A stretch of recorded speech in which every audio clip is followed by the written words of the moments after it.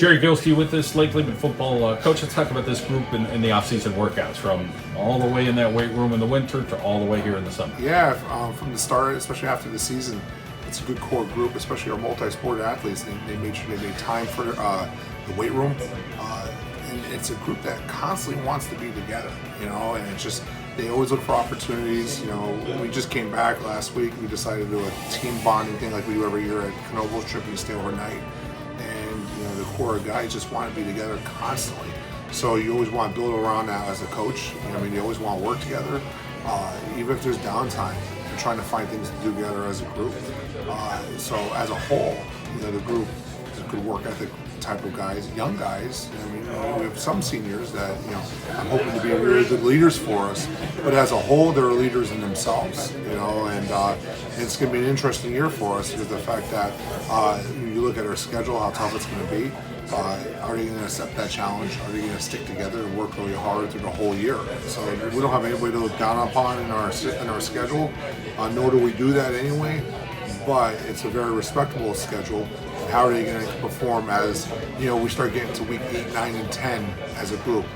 And since November, they never want to be apart. They always want to be together. So it's a challenge. That is important. Now, let's talk about you got to embrace the schedule because there's no other choice. No. You're going to play bigger schools and things like that. Yep. And, Wyoming Valley conferences change all the time. The Myers and GAR schools, those same level schools. Yeah. We lost a few in Northwest and teams like that. So now you're playing other schools in other leagues. The Lackawanna League and crossover and different things. And it is what it is. But let's talk about the strength. If there is one this year for Lake Lebanon, what are you going to build on? Is it, guys flying around with the football? Is it up front we've worked hard?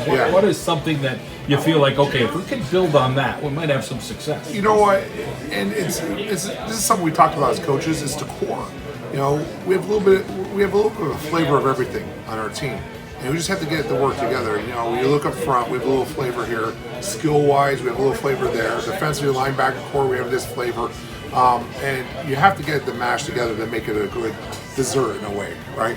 And it's not like we have a back, like in years past, we had a backbone doing this. Well, we don't have that. We have to find that identity, especially how young we are as a group. So, and as a core, when you look at this, like we have quality on this team, and it's just finding that right flavor and that grouping that we need to do. When you look at the schedule, it is what it is. And what drives me nuts is when we switch to 6 classifications, they always say, hey, the bottom 3 are going to play each other, the top 3 are going to play each other. We got lied to. We got completely lied to. We got a 5A, 4A. Losing those Wilkesboro schools, I understand that. But our higher-ups, when it comes to scheduling and stuff, they're not taking care of the small schools. I look at the small school setting, everyone concerns themselves with the higher-ups. And when they did the 6 classifications, you thought it would be better that way. And it's not. You got your league and everything else like that. WVC, I'm not saying struggling. They just need to find the right setup as a group between the Lackawanna and WVC and go from there. So our guys know schedules are schedule, and hopefully through the years with 6 classifications, they can kind of keep in mind of that mentality when it comes to taking care of the smaller schools and keeping a competitive play with the bigger schools in their competitive plays too. So I'm hoping it gets better. And some of that comes with trying to stay healthy. Yes. All teams. Talk a little bit about, you are a small school. Maybe your numbers are in the 30s, and boy, you lose 4 or 5 kids to something. Now you're in the upper 20s. That it takes a toll. And some programs are in that. Correct. Right now, I have 41 on our roster, which is a very good number for us. But we're not a school where you have 50, 60 guys, and if a guy goes down, you could try to have other guys pick up that spot a little bit, and then plug in a player that could, keep it safe for you. Do we have that luxury? I kind of believe we do because. I'm rotating a ton of guys in our passing scrimmages and stuff to try to find and get to work on that depth early. And that's something in a small school setting you really have to do. If you don't do that as a coach early on in the year, the worst case scenario is going to happen. And let's be honest, when a guy goes down for anybody in any level, it's a big difficult issue to have.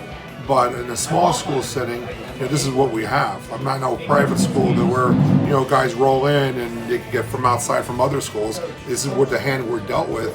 And when I look at these kids, that's the hand I'd rather have, rather than just what's brought in. This is a family-oriented type of of players and school that we have here, and it's a really good core, and that's the hand I'd rather have. Coaching philosophy, has it changed much over the years where you are here in 2023? You know, the staff that you have and what you guys try to do at Lake Lehman with, you know, hey, these are the kind of games we're going to play. This is what we're going to have to try to do to be competitive and be where you're at here with the Black Knights. You know, I think my philosophy has changed since day one, 14 years ago.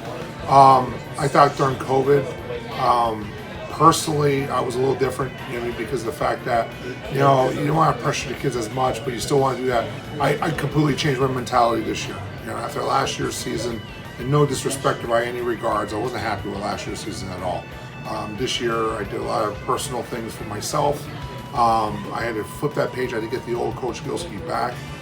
It wasn't anything where I was worn down. I didn't take care of myself as a whole. And in the reflection of my team, I think it transpired down to that. And I said in the offseason, I said, you know, I can't have this.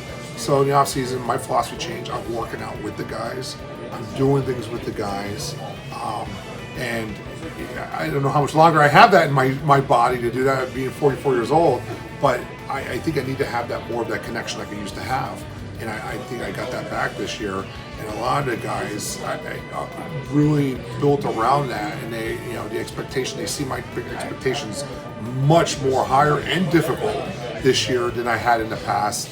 And my philosophy as a whole, you do have to change a little bit, especially the type of kids you have sometimes. You bend but don't break it. So when you look at a team where you only have like 5 or 6 seniors and the rest are young guys, they just know that, hey, I'm trying to help you guys along. There's a certain expectation I have for different grade levels, but overall, there's a varsity expectation that you have to follow through, and you're not a grade level kid at this point. You're not a freshman, sophomore, junior, senior, you're a football player. And that's one of the things they really need to understand. Well, a lot of work to be done here in August, Coach. Get ready for the season. We appreciate your time. Go get it. John, thank you for the opportunity. I appreciate it.